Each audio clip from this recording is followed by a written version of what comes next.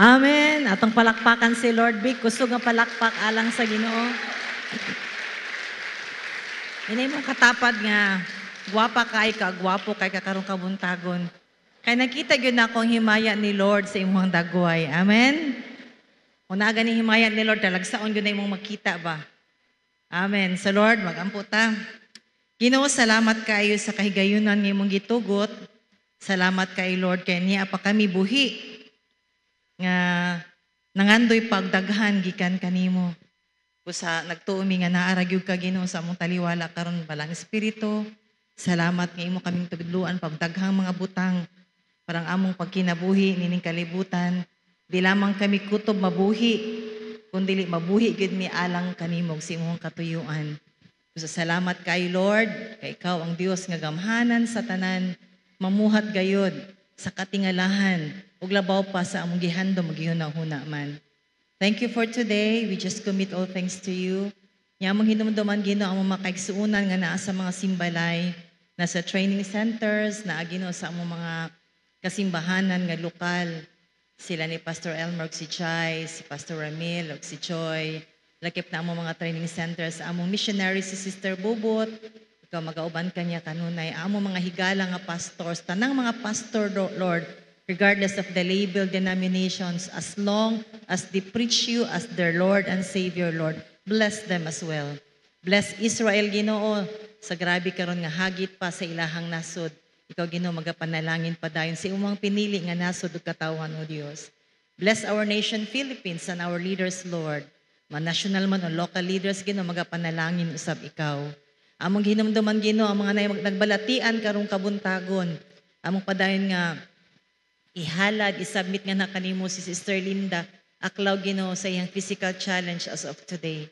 Lord, nagtuumi nga ikaw ang Dios nga gamhanan. Wala imposible nga na kanimo. Ang imong kabubuton may matuman siyang kinabuhi, Lord. Apan nagtuo kami kung napakay plano, Ginoo.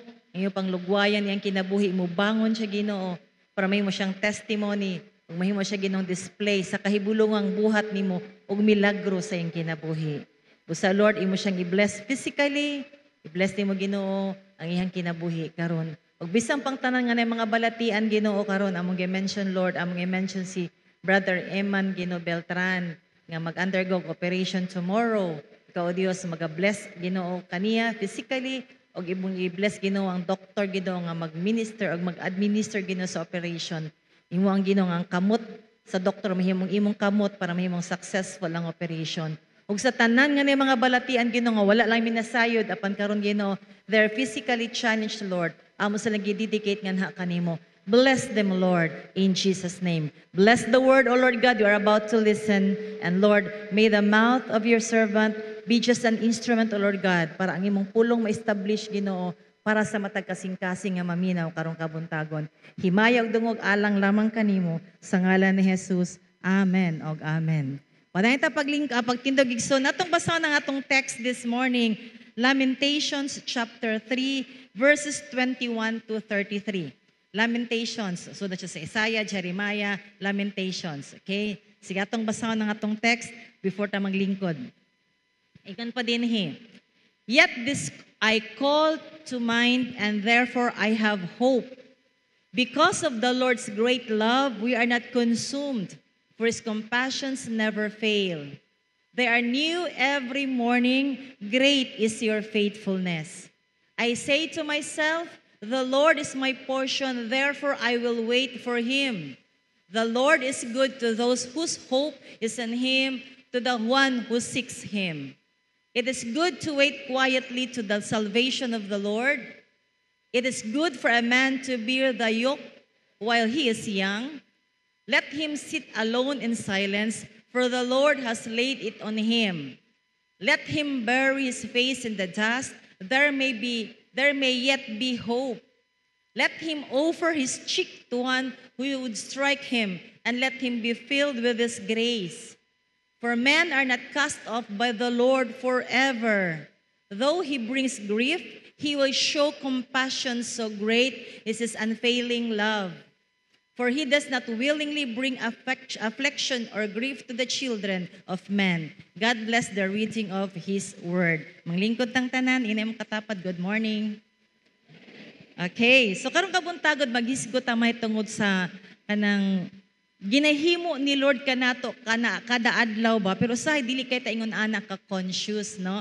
Kay lagi atong paminaw, atong pamati kay ingon ani na manggod ang ato ang halos kada adlaw nga mga pagkinabuhi. Mura bag it is but natural na lang gyud na siya nga mga butang nagakahitabo sa ato ang kinabuhi. Pero this morning atong lilion gamay ug atong taga-focus unsa sa mga batasan or mga ginahimo ni Lord sa atong kinabuhi kada adlaw nga worthy day siya nga ato ganing obserbahan niya ato siyang pasalamatan tungod niini. Now, sa atong gibasa kagani sa Lamentations chapter 3 verses 21 to 33, NLT man to siya, no? Pero ang akong gikuha reference ang King James Version. Na dihay pulong mga nakastruck gyud kay sa ako ang hunahuna kay medyo taon-taon na gyud ni siya nga mga pulong ba nga magbalik-balik kani sa akong hunahuna. Especially katong time gyud ba nga ang akong igsoon si Sister Linda kanang padulong siya sa tagom. Ako lang gyud siya yung example kay dili mo gud na birth ni siya nga theme sa akong kasing-kasing unya. Sa dihang sa Rivera pa man siya then get-transfer siya sa tagom. Dito sa Christ the King Hospital, samtang padulong na siya ibutang sa ambulansya kay transfer siya nga to sa DRH for operation kay namagod siya aneurysm. In fact, until now, wala pa gud siya nga na fully awake. Grabe ang challenge sa iya ha, pero kabalo ko, God has its own way. Ang saon niya paghimo nga ang iyang gahom ma-display sa akong igsoon, Sister Linda. So while ano siya ba, pasulod siya sa ambulansya, miduol ko sa iyaha niya, ako siya ginang sis, kabalo ko nga, gitugot man ni Lord, naagid siya katuyuan. So, ingko sa iyaha nga, just let your faith increase, tubuan lang gid imong pagtuo. Ya kini siya nga word, nigawas ra ni sa ako ang baba ningko sa iya, because I do believe, dili gid pasagdan o dili gid kalimtan sa Ginoo ang imong gihimo nga pag-alagad sa iya, samtang buhi pa ka. Kay grabe man gid akong gisuon gid ba? Bisag isa lang na iyang mata, isa naman lang gid ang iyang functional nga mata, pero grabe gid siya mag-alagad kay Lord. Grabe siya gaadto sa lain-laing mga dapit, bisag init, ulan, basta kay naa siya ka ng chance, opportunity to speak, maadto gyud na siya didto. So kini siya nga word or line, ako ni siyang gi-whisper sa iya ha, samtang wala pa gyud siya nakasulod sa ambulansya. Kabalo ko, sister nga, in view of God's great mercy, He will sustain you. He will do something kanang great to you. Ingko sa iya ha. Kay ang Ginoo puno og dako kay ang kaluoy kanimo, daag siya buhaton sa imuhang kinabuhi. Just keep believing. Just have that faith in your heart that God will do something great in your life. Nitando po siya, yung mura siya kahilakon, pero of course, dili man gyud siya nga nakastorya. Pero kastorya pa siya that time, pero di man gyud taas ang among time man nag-istorya. Bitando lang siya niya, while gikat-kat na siya sa ambulansya, nagbabay-babay siya sa mua. Na-capture na ko to siya, kaya ako man siyang gi-video niya. Na naghutang akong dughan kay, wala ko kasabot, pero ningko Lord, let your will be done. Wala man ko kabalo kung mo na lang bugin niya ang last na mong istorya na ko sa akong isuon, or there could be more days to come.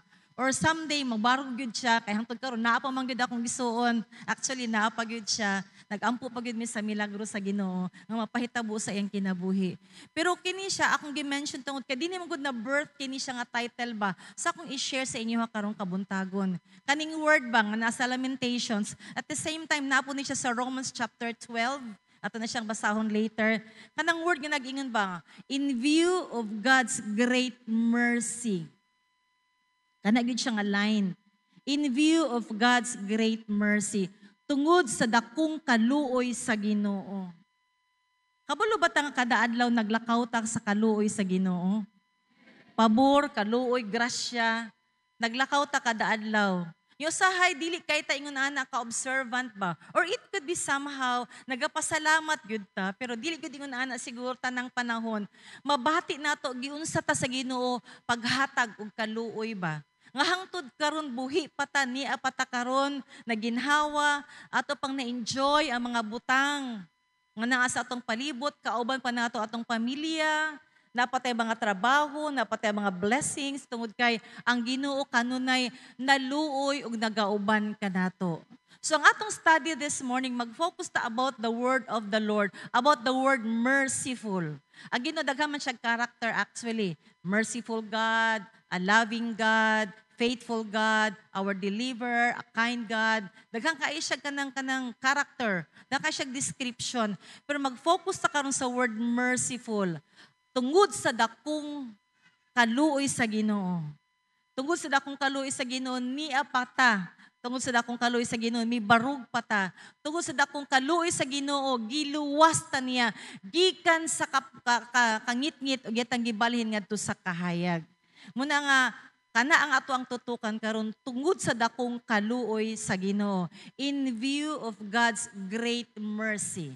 Lord, ikaw Ginoo mag-speak ka namo karong kabuntagon, let man's word fall into the ground, but let your word be established in every heart who listens this morning. This we pray in Jesus' name. Amen. Ang atong kalibutan karon kung atong lantawon ba, 'di ba? Samo kaayo. May international man, manasyonal man, malokal man, or either barangay man, mismo ang atong panimalay kung atong tan-awon. Dili gyud ingon ana ka perfect ang environment. Samok gyud siya. Kada mo usahay, ma-stress ka, ma-distress ka tungod sa mga panghitabo. Pero that's life, di ba? Mintras ni apatanining kalibutan na, mintras diri pata sa kalibutan, every day we are challenged. Every day we will be facing trials. Every day natay mga ginalantaw ba o ginasinati ba nga dili gyud ta ganahan all the time. And yet ang nakanindot lang sa ato ang mga anak sa Ginoo kay bisan tuod dili nindot ang kinabuhi pero naatay maluluyon og maayo nga Dios. Amen. For that kita nga makristohanon, we are different. Kabalo mo sa inyo ta ba nga kanang murabag kanang dili kay ta inila, usahay ang atong kinabuhi ordinaryo ra kaayo, usahay nay mga daghang kalisdanan.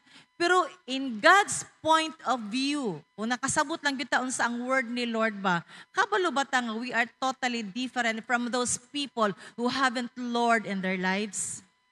Kung atong tan-awon ang point of view ni Lord ba, kung ang Ginoo maglantaw sa atoa, ang Ginoo ba kung makasulti pa lang siya audibly sa atoa, gusto sa Ginoo sultian ka ba nga anak, espesyal kaayo ka sa akong kasing-kasing.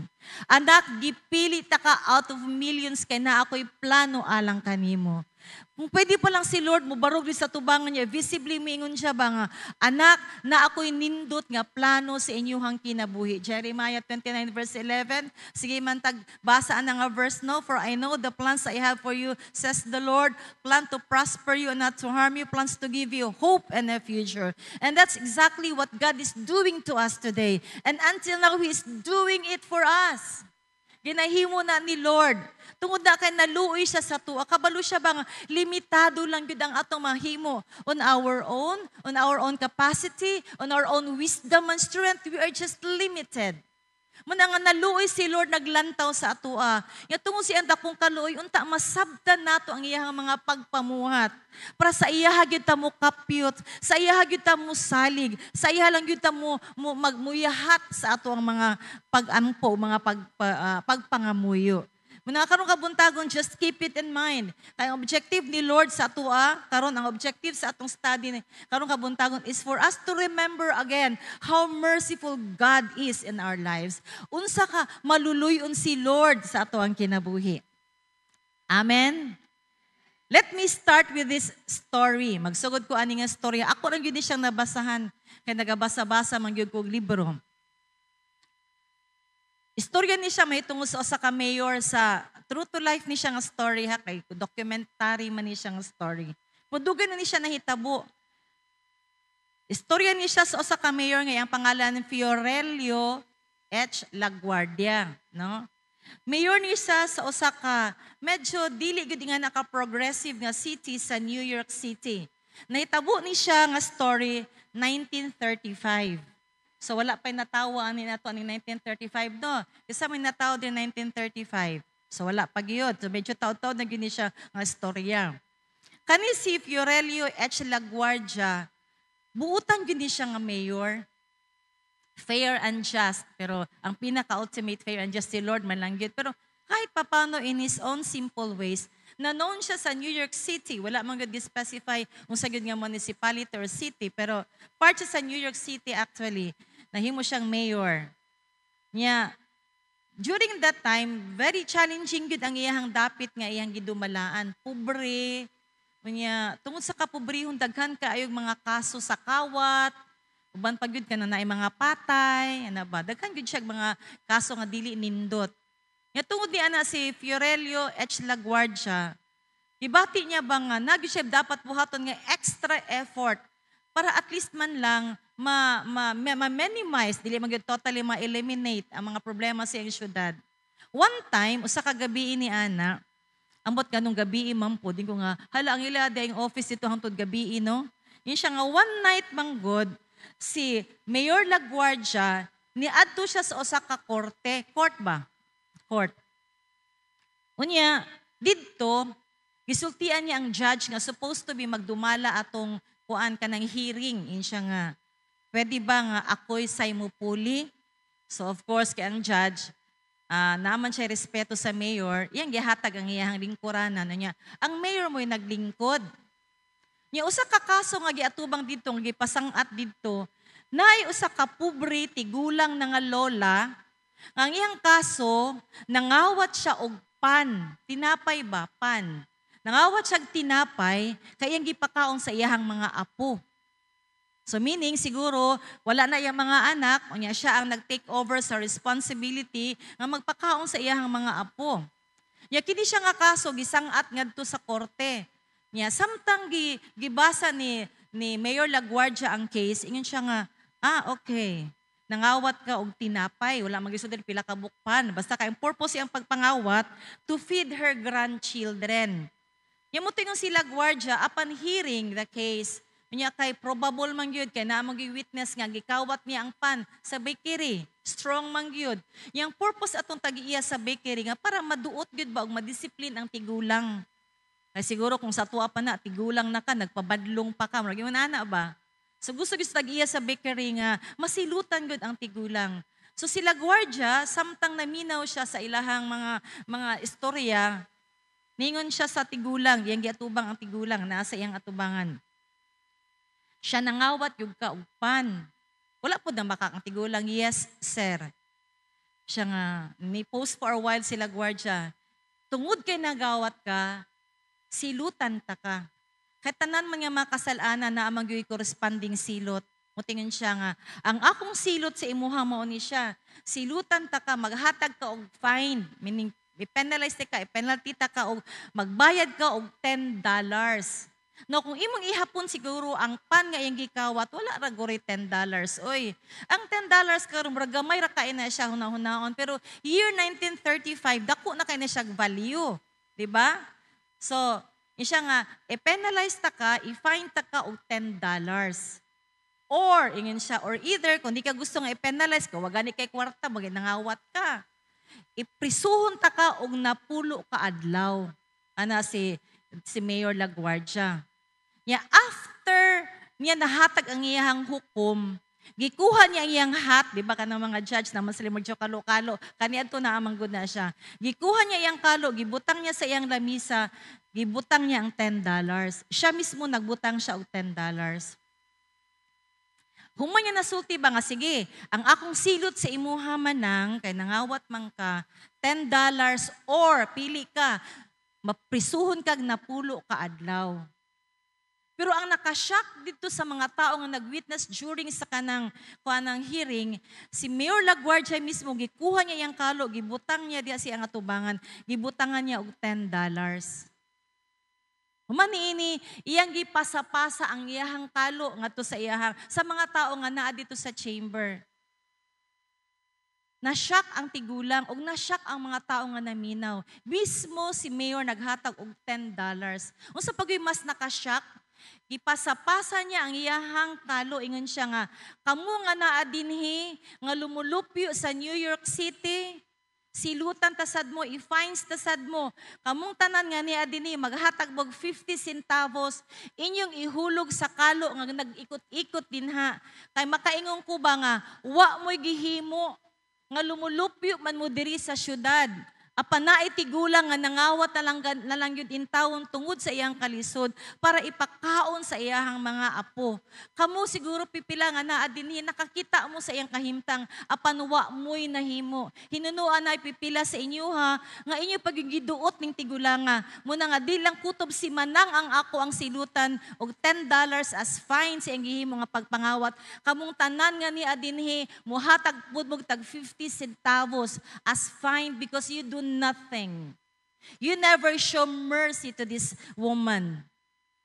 Nahilom ang court, nga tungod kay mandato man sa mayor, tanan nga naa didto nihulog sila tag 50 centavos.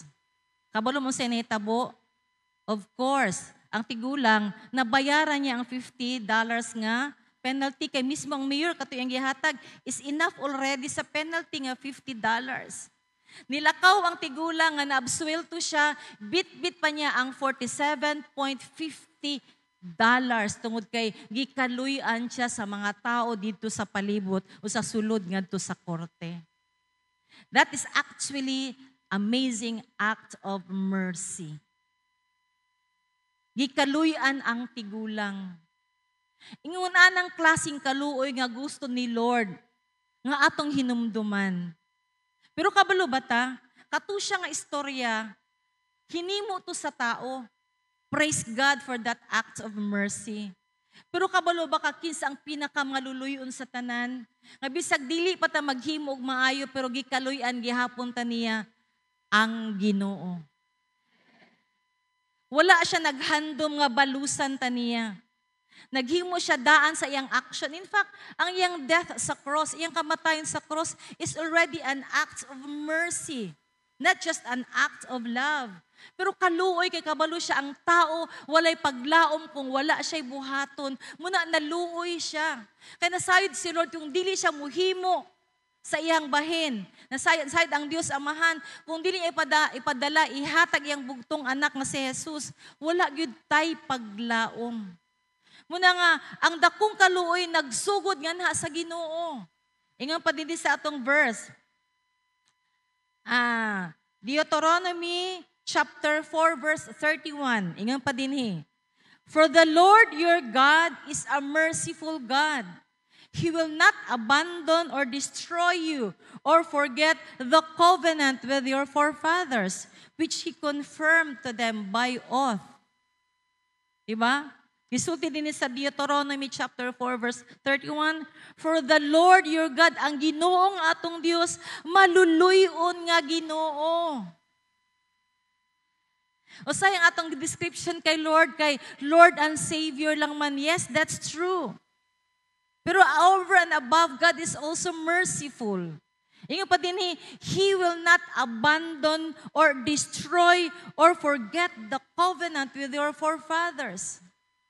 Dili gyud ta kalimtan, wala gyud ta ginaabandona. Wala gyud ta ginasalikway ni Lord. Ni wala si Lord kanang nakalimot sa atoa. Walay segundo, walay minuto nga nakalimot si Lord. Kung galong natay batin usay ba nga daw kita nag-inusara luoy ka ita bugat atong gibati. May mga sitwasyon nga di ta kadawat kay murabag bugat kaayo siya murabag Lord murag dili man ako ni siya deserve. Lord murag ngano man nga nag-alagad man ko sa imuha. Lilia bagud gamay unsang gihimo ni Lord at the outset. Unsang ginahimo sa Ginoo sa imuhang palibot ug mismo sa imong kinabuhi. He did not abandon us. Not even a single second of the day. He did not forget His covenant with our forefathers. And until now, we are recipient to such covenant. Yung pa si Lord, never will I leave you nor forsake you, thus says the Lord. My grace is sufficient for you, for my strength was made perfect in your weaknesses. Ang Ginoo kanon nagapahinumdum sa tuwa ba nga, kung naaman siya giatiman, ginatanaw karon, kita, naata kanunay sa priority ni Lord.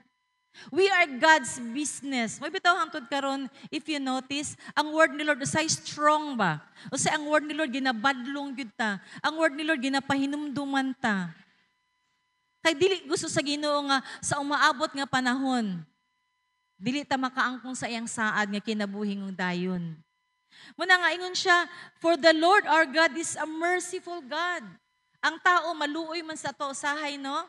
Nang may time nga makadawat tagkaluoy gikan sa tao, pero limitado rang kaayo. So short a time, gamay ra kaay nila mapadayag ang ilang kaluoy nga ni kanato. Pero ang kaluoy sa Ginoo endures forever. His grace and His mercy endures forever. In pa ang Book of Psalms. Basa bagod mo sa Book of Psalms, ang mercy, ang kaluoy sa Ginoo hangtod sa kahangturan. Ang langit o ang yuta, mawala man apan ang pulong sa Ginoo. Ang pulong nga nagaingon nga dili ta niya biyaan, dili ta niya pasagdan, gihigugma ta niya kaayo, mula hutay na hangtod sa kahangturan. Kita ra gipaabot sa Ginoo sang atong response. Nehemiah chapter 9 verse 31. But in your great mercy, di na ko nakita ang great mercy, you did not put an end to them or abandon them. I-remind na po ta niya, for you are a gracious and merciful God. Diba? Tungod sa dakong kaluoy sa Ginoo, wala gyud niya giundang. Ang iyang pagtagad, iyang pag-alima, kanato, wala gyud ta niya giabwando na. Kaya ang Ginoo puno sa grasya, ug maluluyon siya nga Ginoo. Amen? Now, tulo ka pangutana atong tubagon karon para mo confirm gyud how God good, how merciful God is. Una, ang una nga W, tulo ka W atong tubagon. Who, why, and what. Number 1, who needs mercy? Kisa man nagkinalag kaluoy. Of course, ang tawo. Because man without God, we can do nothing. But God without man, He is still God. So kung naman nagkinahanglan og kaluoy ang tawo, di ba? Kay Romans 3:23, for all have sinned and fall short of the glory of God. Tungod kay ang tao nakasala manggod ug nakabsan sa himaya sa Ginoo. Tungod sa sala, nahilayo ta kay Lord. Tungod sa sala, imbis ka ni adto mag-enjoy ta sa blessing ni Lord, muna na ay kalisod, na ay kapitos, na ay mga problema, kay nahilayo man ta kay Lord. Apan salamat kay ang Dios maluluyon kaayo. Romans 6:23, for the wages of sin is death, but the gift of God is eternal life. Despite of what we did, pagpakasala man, kana bang wala man taga gatuman kay Lord, wala man ta naghatag og priority kay Lord, but still God's grace and mercy abounds. Nga unta to kita silutan sa kamatayon. Because of sin, we are destined to die and live in hell. But because of God's grace and mercy, He gave us eternal life. The moment we receive Jesus and acknowledge Him as our Lord and Savior, there and then, we can have this assurance of having eternal life with Him. For the wages of sin is death. Apanaluoy si Lord. But the gift of God, He gave us gift. Tungod sa iyang kaluoy ka nato, gitagaan ta niya gasa through His Son Jesus. And through His Son Jesus, we can have eternal life. What a reminder for us. Kay daghang kay mga tao karon wala kay sila gatagad ang idea ba nga. Tungod na sa dakong kaluoy sa Ginoo. Gusto ta niya nga luwason. Bisan tud ang uban nagapatuyang pero still God's hand is not too short. He wants to reach these people. To again come back to Him, to receive His saving grace through Jesus Christ, His Son. So who needs kanang mercy? Man. Why we need mercy? Ikaduhang W.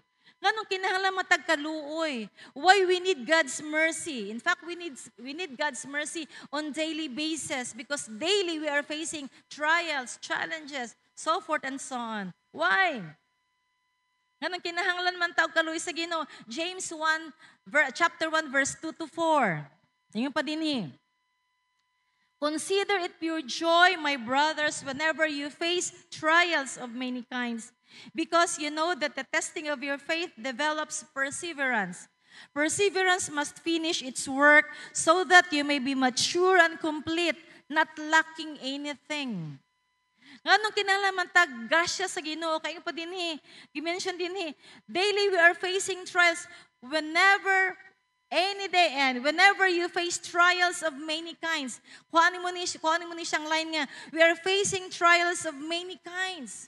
Kada adlaw, gaatubang ta og mga pagsulay. No? Muna kay, dili man nato kaya usahay ang mga problema sa atong kinabuhi. Kinahanglan nato si Lord. Ina imong katapad, na kay problema si Lord lang yun atong gikinahanglan. Kayo pa din if we face many trials, iyon pa siya, magmalipayon lang ta, consider it pure joy, my brothers. Whenever you face trials of many kinds, because you know that the testing of your faith develops perseverance. Perseverance must finish its work so that you may be mature and complete, not lacking anything. It simply means, ginaalaw ni Lord ang mga pagsulay. Ginaalaw ni Lord ang mga kasinatian nga dili nindot sa atong kinabuhi. Kay gusto niya i-display ang iyahang gahom ug pagkamaluluyon. Gusto ni Lord nga masinati nato ang iyahang kaluoy sa dihang naata sa problema. Kay kung hayahay malanggod ta, kung hapsay malanggod ang atong kinabuhi, okay ra manggod ang tanan. As if we don't need anything. Pero kung naamanggot ta sa kalisod, kapito sa mga challenging nga panahon, muyahat manggod ta sa ato ang mga ulo niya, mutawag manggod ta kay Lord. Ya dinha na ma-display ni Lord ang mga butang nga atong gikinahanglan. Kaluoy, grasya, gugma, pagtubag sa atong mga pag-ampo. That's where the time God can display His power on us. Kung naata sa mga pagsulay. But take note on this. Dili gud gusto ni Lord nga tagaan yung tagpagsulay ha. Ginatugot lang yun niya. Kay gusto niya kung naaman tay duulan, naaman tay saligan, siya og siya lamang. Dili ang tao. Ang tao karon busy kay sila pangita og tubag. Ano bang unsa ang kanang tubag sa ilang mga problema ba? Unsaon nga ilang problema masulbad? Pero wa sila nasayod nga, ang Ginoo lang gyud ang atong duulan, mas dako ang atong Dios o gamhanan. Amen? So dinigisgutan, we are facing trials daily. That's why we need the mercy of God. Now, another question is, another W, why people suffer trials, challenges, persecution, or so forth and so on? Nganong nakasinati man ang tawag ingon ani nga mga butang? Nganong dili man smooth ang atong journey? Nganong dili man smooth ang atong kinabuhi? Nangalagad naman ta pero naamang gihapon yung problema. Nangalagad naman ta pero naamang gihapon kawaladon. Nangalagad naman ta nganong na may mga sakit.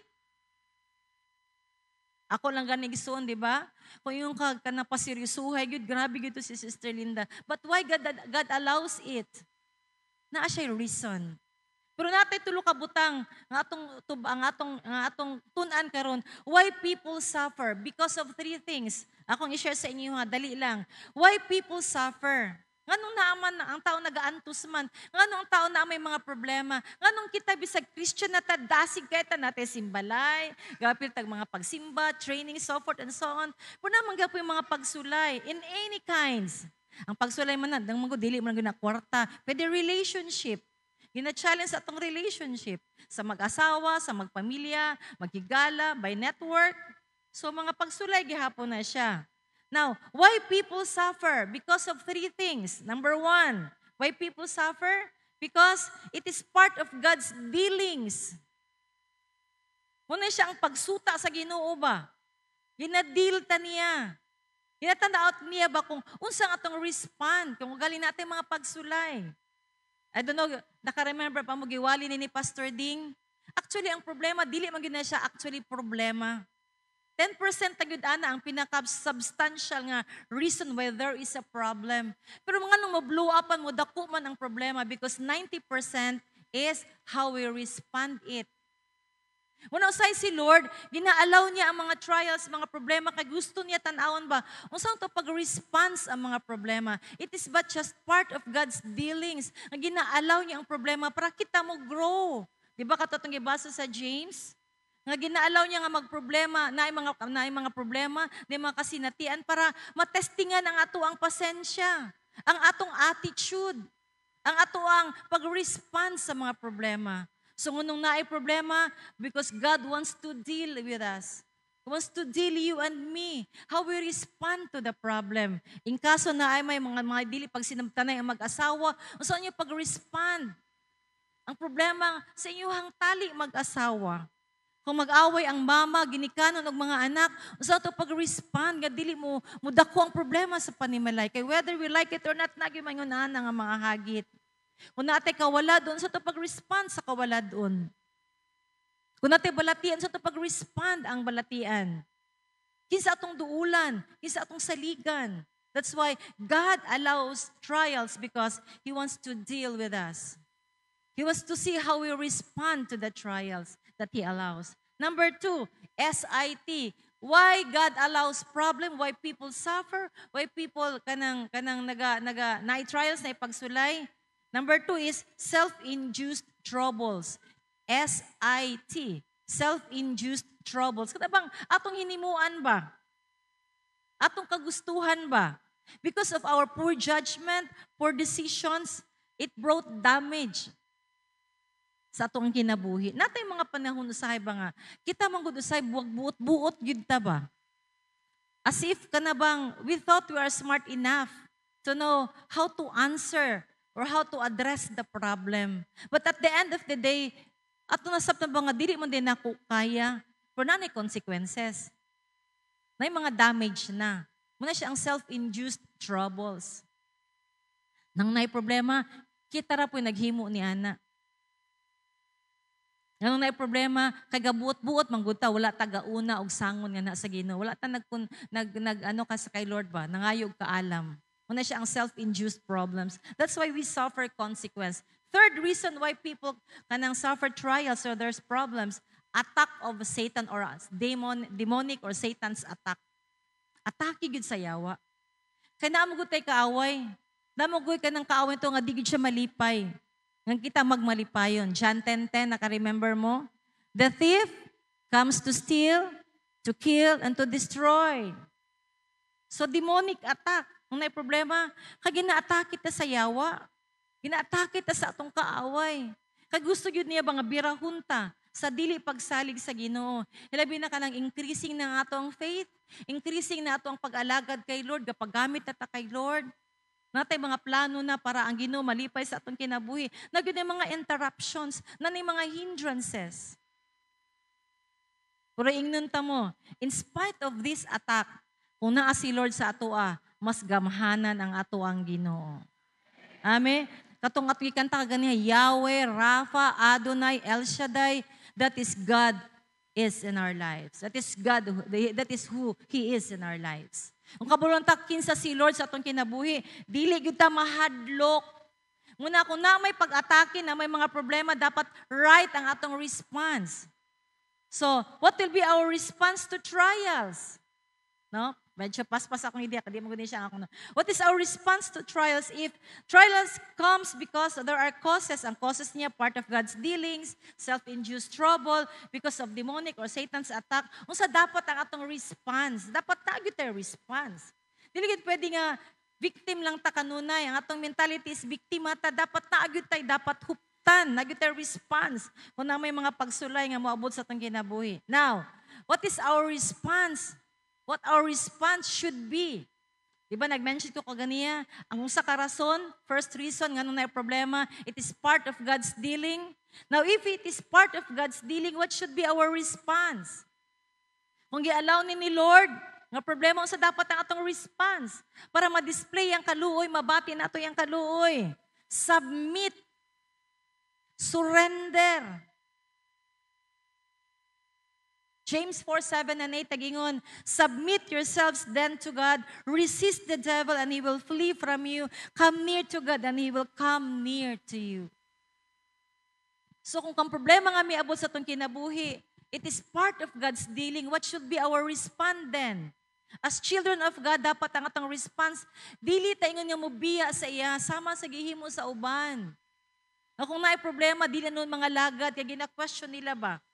Naunsa man yun, imbis na nga lagad na ko, ingon ani man nun akong kinabuhi. Ang atong pagtalikod sa Ginoo sa panahon nga natay problema is just simply saying ba nga, walay mahimo si Lord sa atong kinabuhi. Tama ba na? Nga respond?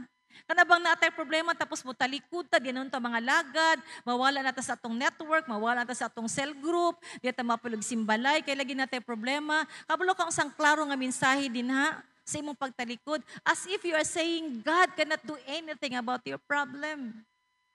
But instead of doing that, unang may problema niya, part of God's dealing, submit, surrender everything to God. Because our God is powerful. Gamhanan siya nga Ginoo. Kabulo ka isuon ka ng atong giisip ka dagkong problema, gamay ra gud ka inabay kumpara sa kadako o kagamhanan ni Lord. Kita lang gid usahay kay dili mao ang atong mga reaction. Dili may atong mga response. So if it is part of God's dealing, submit to God. Number 2, if it is self-induced troubles, acknowledge and change and repent. Kung ugaling ka na siya, hinimuan nato tungkol sa atong poor judgment, poor nato nga kanang decision, simple lang yun kayo igsuon, ang atong buhaton, atong ilon nga nasayop ta.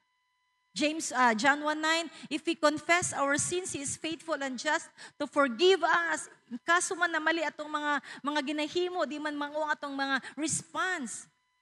Kung ato lang isugid nga na kay Lord, He is faithful and just to forgive us, not just to forgive us, but to cleanse us from all our unrighteousness.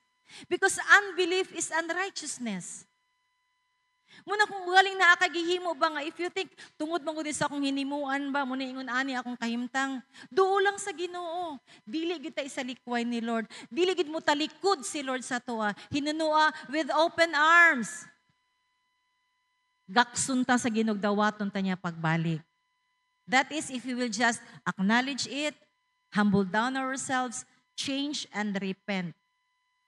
If it is demons attack, kung na mga problema sa atong kinabuhi niya, gi-attack kita, niya kabuta nga demons attack yun na siya sa atong buhaton. Let us draw near to God. 2 Corinthians chapter 10 verse 3 and 6, ang sigingon din 2 Corinthians chapter 10, 3 and 6.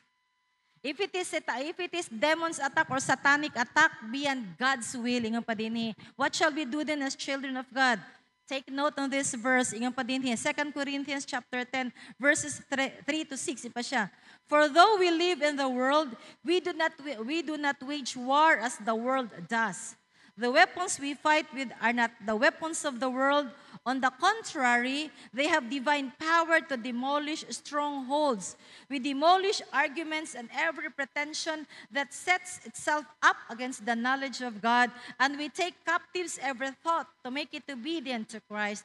And we will be ready to punish every act of disobedience once your obedience is complete.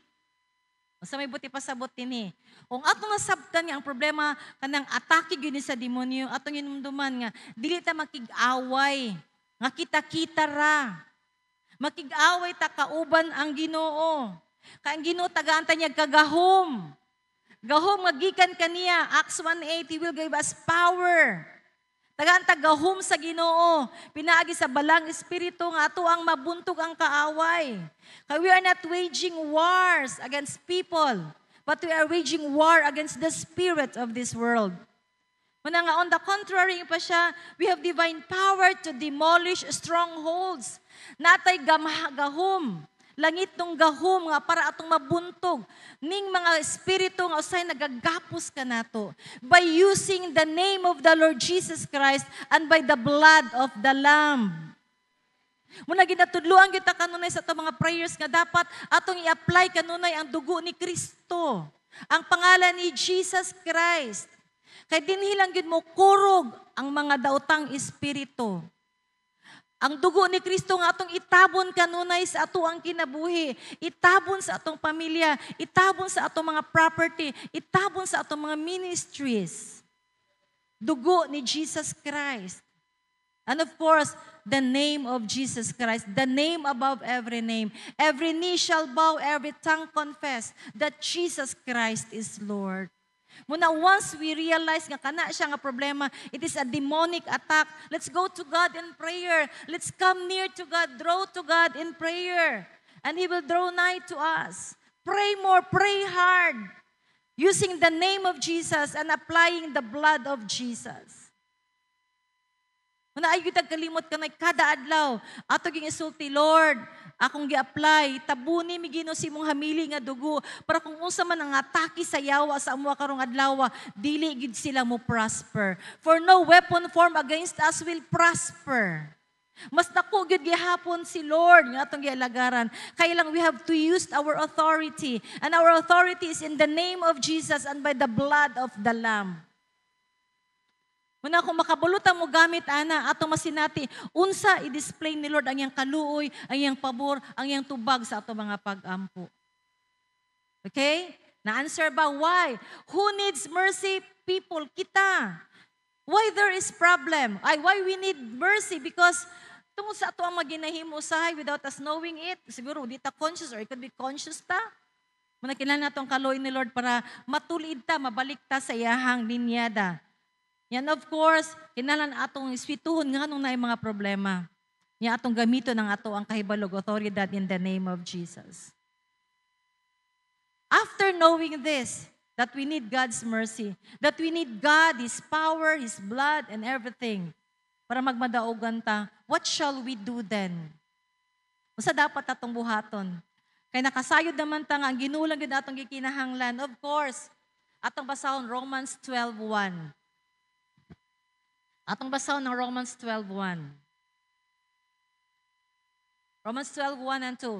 Unsa atong dapat buhaton? After knowing ba nga, ato naman gid gikinahanglan si Lord. Yaram gid kaluoy ang dapat natong pangayuon kada adlaw para mulampos ta, para magmalipayon ta, magmadaugon ta sa kinabuhi. Romans 12 verse 1 and 2. Ingon pa din, therefore, I urge you brothers, diri na gyud ang word, in view of God's mercy, to offer your bodies, ba? As living sacrifices, holy and pleasing to God. This is your spiritual act of worship. Do not conform any longer to the pattern of this world, but be transformed by the renewing of your mind. Then you will be able to test and approve what God's will is, His good, pleasing, and perfect will. Let's go back to verse 1. What shall we do then? Unsa dapat atong buhaton? Para atong masinati, madawatan, madimdim ang kaluoy sa Ginoo. Para kada adlaw dili ta ingon ba nga kana bading malibog ta ba unsa man akong buhaton naa ka sa sitwasyon nga dili maayo. Unsa man na akong buhaton, Lord? Unsa man gyud? Usa ra gyud ay actually ang sulbad igsuon. Din pa dinhi. Therefore, busa mga igsuon ko. Tungod sa kadakong kaluoy sa Ginoo in view of God's mercy. Unsay dapat atong buhaton? Basaha daw kusog. To offer your bodies. Diri sa takuto ba? To offer our bodies. Tungod sa dakong kaluoy sa Ginoo, ya kung gusto nato nga masinati kanunay ang iyang kaluoy, what shall we do then as people of God? To offer our bodies. Nausa ka kanang Bible, kanang scholar o commentary ani niya nga verse ba nagingon siya. Kabalo ba mo, as I read through and through this Bible, pag-ingon din ni Paul ba, kasi Paul man ang writer ani, to offer your bodies, ang yang i-mention din niya yung gitumbok ba, kanang gid atong physical body.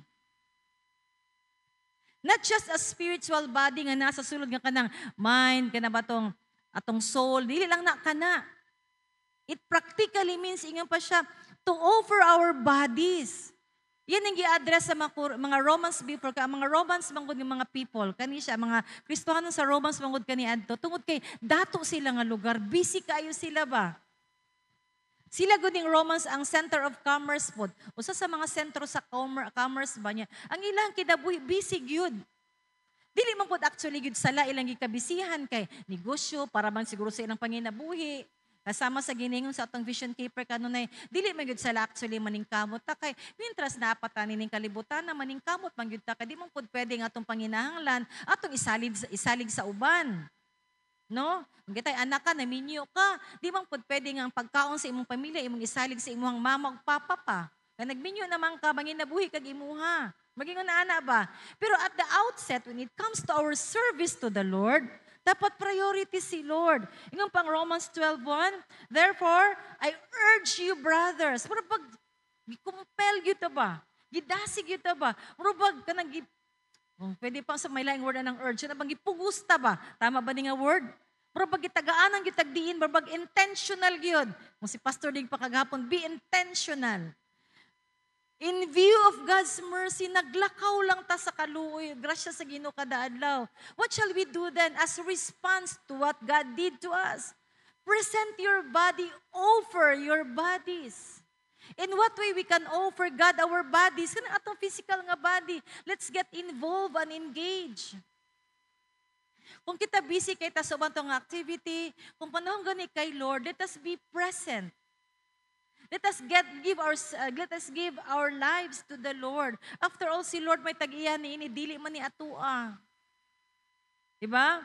Kasi maguna-una ka baka na mag-istoryahan na ni Pastor. Nga lang go, joke lang good na mo duha niya. Daghan man gimig time. Kami ni Pastor Ding until now, go-communicate kami sa balay, sa kwarto. Sige, mag-istoryahan na niya. Maguna-una mi sa kanang kalibutan, nahitabo sa kalibutan, nahitabo sa Dubai, di ba? Kasi nakasayod nga ang Dubai. Kuan man na siya, kanang nasod man na siya nga, abi na to, wala gyud gani kasi natig baha unsa ba murag ilang lugar murag usa sa mga init na sila, disyerto, di ba? Pero all of a sudden kanang gibaha lag kalit.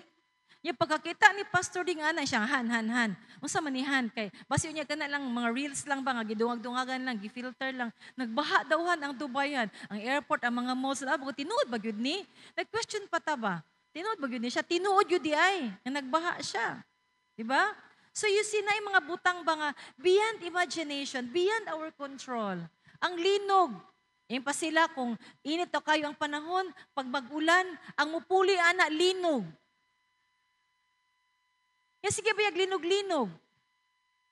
Yung sahay, o ang atong panahon na tuhop lang yun kaayo ta ba? Parang atong kinabuhi, maplastar, mahayahay. Yung wala kay tay dako nga inclination sa pag-alagad sa Ginoo. We will miss the point. Yes, anang panahon na sa kalamidad, kaluyan man gyud ta ni Lord. Kang Ginoo maluluyon man gyud. Ang yang kaluoy di man gyud magpihig-pihig. Pero lahi kong mga lagad ta sa Ginoo kay special ang kaluoy nga tumadawatan. Most especially if we offer our lives to the Lord, if we offer our bodies to the Lord as living sacrifices, holy and pleasing to God. This is your spiritual act of worship. Kuni siya atong pagsimba kay Lord. As we offer our bodies to God as a living sacrifice, this is our spiritual act of worship. And God is looking. John 4:24. Now is the time that God is looking for true worshipers who worship Him in spirit and in truth. Karon ang panahon nga ang Ginoo gyud ang iyang mata runs to and fro. Gadagan-dagan sa tanang dapit sa kalibutan ug nangita siya tinuod nga mga tao nga nagsimba sa iya sa espiritu ug sa kamatuoran. Kay daghang kay ga-profess that they are Christian by words but not by deeds. That's why God is reminding us again this morning. My people, listen to me this morning. I want your body to be a living sacrifice that serves me, thus saith the Lord. Because I just don't want your heart. Though I need your heart, yes. But I need your body as well. To be presented to me. To serve me. That's why kabulo kay Igsoon. Kasi mag-istoryahan na yung minihanin. Na-side track ko kadali. Tinuod ni siya, han. Niya tungkol kay siya nga, ambot lang. So later on, na-confirm na mga tinuod di ay. Niya, part sa mong conversation, ingon mi bangahan. Pila na lang yun takatuig mabuhi nining kalibutan na, no? Mabot mi ana nga mga question ba? Ngayon ko nga halakahan, o kapitabi ako senior citizen, mag-16 ako. Niya ikawhan, ako siya ginabinuangan, ay, di ka magkat-kat-kat ba? Di ka magsigiga na ana ba? Kay tiguwang na ba ka mo? Katawa siya ng word nga tiguwang, siya idaran lang, ng tiguwang. Katawag yun siya na kaya ko nga, pinumdumi nga 64 na ka, mag-65 na ka. Kung galing ato ang tanawon, ang pulong sa Ginoo, ingan siya nga, ang tao makaangko nagpabor. Ipaboran ni siya na Lord, kung yung kinaboy, maabot og 70. Yung oray, kung diha lang yun, kutob ang atong lifespan, saon na lang yun. Pero sa lahi nga ba yung pabinga, sige lang han, bahala nagpila na lang ang tuig, ay hatag ni Lord sa to nga mabuhita, basta mga lagad ta kay Lord, so be it. Muni siya nga karon kabuntagon, this is my last verse to you. Muni siya akong ibilin sa inyo haba as conclusion. Sa Romans 12:1 and 2 igsuon, pahinumdum lang gihapon ni sa tuwa. Let us present our bodies to God as a living sacrifice, holy and acceptable to Him. Kanaunta ba ka ng, tama na gid unta ang panahon ba, we're so focused, much daghan na kayong panahon ba nga, focus kita sa ato ang self ba, pwede lang ba, inunta mo ba nga, atong unahon si Lord? Ato siyang tagaan o kanang pinaka-best nato nga pag-alagad? Kanang mintras, able pa ta, capable pa ta, kusgan pa ta?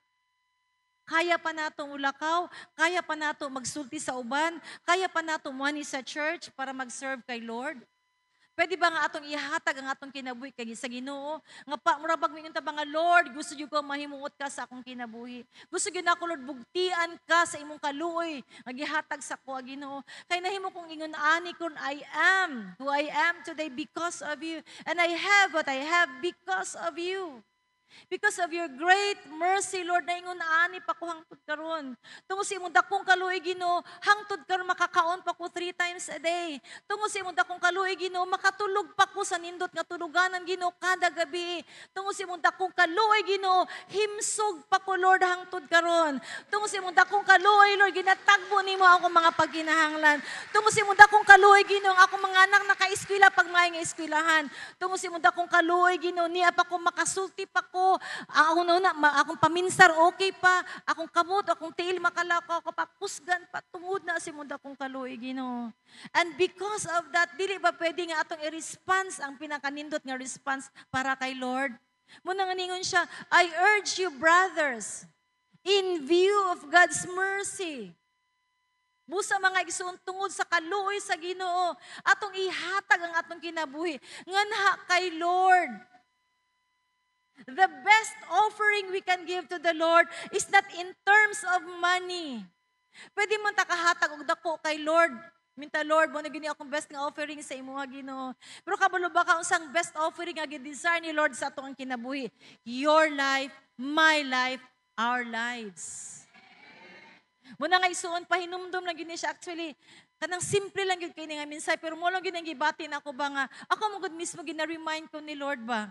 Mubo na lang gyud kayo ang ako ang kinabuhi. Ginaana ako ni Lord, Beth, gamay na lang, mubo na lang imong kinabuhi. Sabi ko mong hala ka Lord, kung kag mubo na lang, pila na ko kay years. Obi ako kitag apo. Ma-pressure gini akong anak ba, akong mga anak ba, di ba? So kung mingon ko kanang usa audibly mingon magid si Lord sa kuha. Mubo na lang imong panahon, kami ni pastor amo nang gina-joke. Nya Lord, gamay nang biya akong kinabuhi Lord, unta Lord. Di ba? So kung ingon ana manggaling ko si akong buhaton gin in response to that kanang bang prompting or reminders ni Lord. I have to offer my best to the Lord. I have to give my all to Him. Para dili ko magmahay ba nga Lord. Gimahayan ako ang katuigan panahon Ginoo nga able, capable pa ko Lord pero wala na ko gihatag ang best nako para sa imo ha.